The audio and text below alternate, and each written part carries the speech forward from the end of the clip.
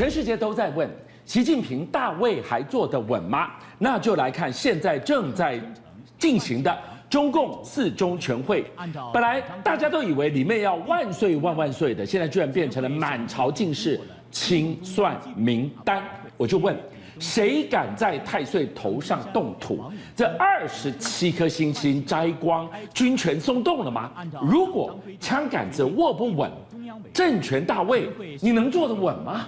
是俊相，我们都知道这个火箭军的弊案啊，烧到现在竟然一口气烧掉你刚刚提到的27颗星星，9名的将军全部都落马，而这一把火恐怕也会重创习近平的执政的一个根基哦。那为什么？最主要原因是大家会认为，习近平你现在真的还军权在握吗？那我们现在看到就是这个4中全会啊，20到23号在北京举行，大家众所注目的焦点都是“15+5”计划，也就是2026年开始的下一个5年计划。而在这5年计划里面呢，习近平被人家备受关注，因为以前的5年计划有李克强对不对？还有呢刘鹤这一些所谓的经济学家。这一次的15+5计划里面，拢没那一些所谓的经济学家，所以等于是全部由习近平操刀。那大家就看你会端出什么样的菜，结果他端出来的菜叫做第4次的工业革命，与美国平起平坐，讲得非常好。那内容呢？我就问内容呢？事实上，内容只提到4个字：工业革命。哎呀，到底是什么样的工业革命？知道跟人工智慧 AI 有关，但没有再多的一个细节了。所以他要主导第4次的工业革命。我不想在美国后面当追随者，电动车、AI、算力、量子电脑，不管，但总有个实质嘛。并没有，只有说他要主导。我就问，好，退一万步讲，是今天如果这个15+5的计划一端上桌，大家要问的是，现在的中国有这个底气吗？是为什么这样讲？我们都知道要发展 AI， 事实上要耗尽非常多的银弹哦。那我们现在来看中国，你现在有这个底气吗？中国国家的统计局10月20号公布最新的相关的数据显示，在第3季当中呢，中国的 GDP 增长率只有4.8%。你现在看到有没有？2025年第1季，对，它等于是5.4%，一路向下，到目前为止是4.8%，连续2季的一个放缓哦，来到今年的一个增长幅度最小的一个情况。但是你会说4.8%，哎呀，比起来还是不错啊。你要知道，这是中国国家统计局，不能说不好的。所以呢，真实的数据可能还要再打折扣。而其中让人家最感到忧心是什么？是零售的这个增额竟然只有3%，创下10个月来的一个新低点。我们都知道，如果老百姓口袋里面有钱才敢花钱，如果老百姓不敢花钱，冲击的是什么？就是中国的经济的火车头。现在就看得出来，10月17号，中国西北最大的一个电脑城西安赛格电脑商业城竟然正式宣布停业。哇塞，君夏，你可以想象吗？这么大的一个规模。相当于我们中华商场这么庞大规模的电商，光天化日之下跟你高唱晚安曲，那两边的布幕直接关上，开始关门送客，我不做生意了呀！因为开门马毛狼，好吧，门可罗雀。你现在看到，事实上它开门跟关门真的没有两样啊。这个样的萧条景象，不知道都持续了多久。现在终于撑不下去了，正式宣布关门哦。那这个曾经占整个西安 IT 市场市占逾60%的销售额现在竟然就这样应声倒闭。年销售额最高的时候突破70亿人民币，其中一家商家最好的光景的时候，可以到500-600万人民币的一个销售额。你刚提到了这个地点在哪里？西安，西安那非比寻常。3星的重镇在西安，对，小首尔在西安，对，所有高科技发展的重镇都在这个地方。如果连它都会要两边布幕关上，我不做了，因为我开门我也赚不到钱。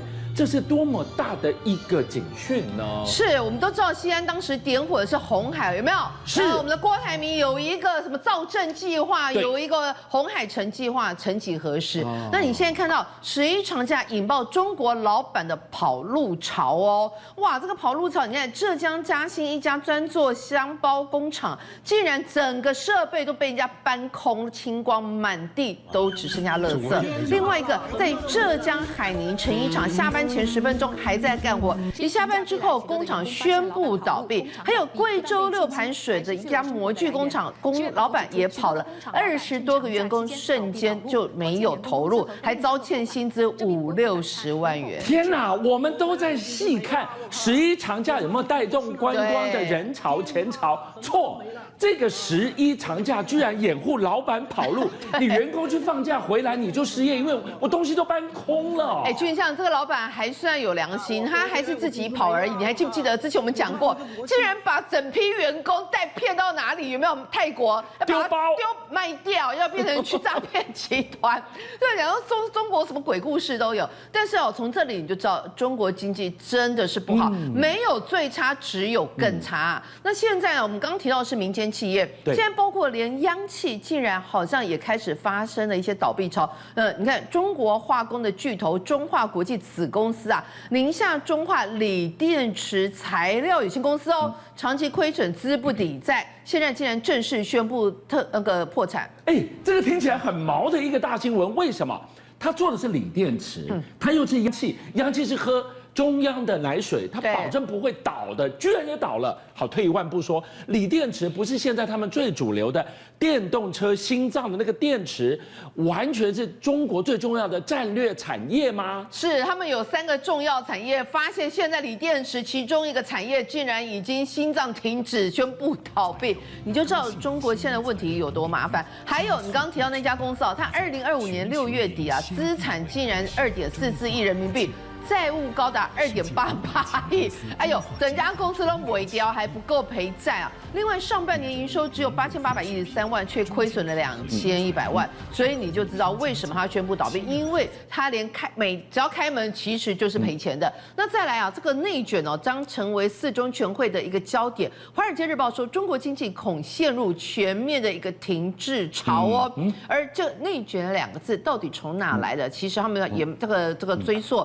最早是来到2020年，那为什么？我们都知道，其实2020年 COVID 刚开始，而当时 COVID 开始的时候，是不是很多经济就开始停摆？是停摆之后同事跟同事之间就开始形成内卷。你刚看到没有？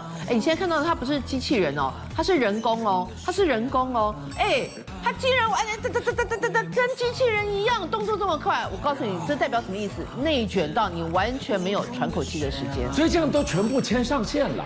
我管你什么电动车，管你是国家扶持的战略产业，照样内卷。对，内卷是企业跟企业卷到后来大家没钱赚，就是解释了刚刚为什么连央企做电动车锂电池的照样亏了一头拉骨啊！是我们之前都有提过那种电动车不管是小鹏还是其他比亚迪这些，他们都在玩一个游戏，什么游戏呢？就是欠他们的供应商一大堆钱。那你为什么那么低价？因为其实讲来难听一点，全部都欠钱。那这个内卷一开始是怎么样？就是我们刚刚提到员工跟员工之间比如说我们总共这个5-6个员工你俊相你6点下班，我就7点下班，别人就8点下班，我们就卷给老板看谁比较忠心。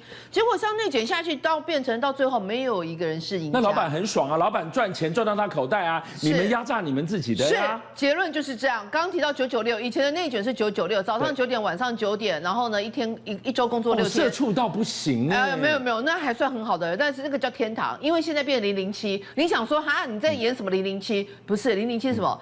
凌晨12点到凌晨12点，一周7天。你要死在那里给他看你讲对了，就是死在公司里。所以你看到这个007一点都不威风，这个其实是员工卷到一个极致，对，最后卷不够，变成企业跟企业卷，企业跟企业卷就注定要判你死刑。为什么？老板赚不到钱。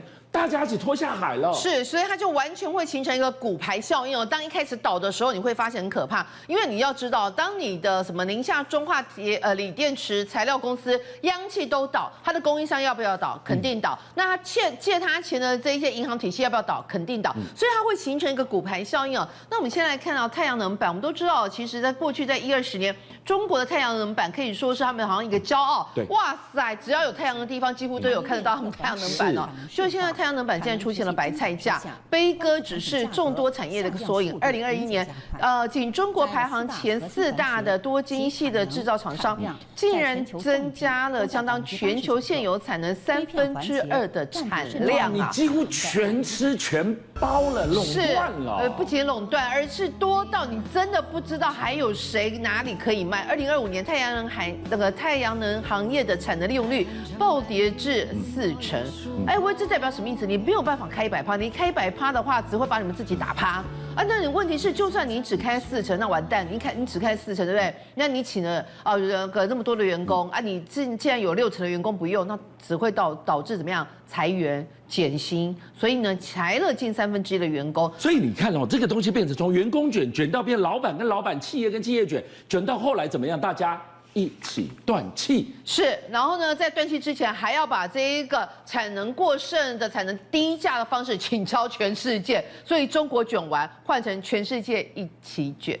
57报新闻的所有好朋友，俊相又来了，谢谢大家，是你们的订阅数加持了我们，让我们在4月6号中午过后破100万了，多不容易！你知道每一天晚上9点到11点，他在播的时候，我要盯着直播人数升还是跌，一觉醒来我要去看有多少人来点阅。一段时间你们给了我100万的订阅，真的无限感激。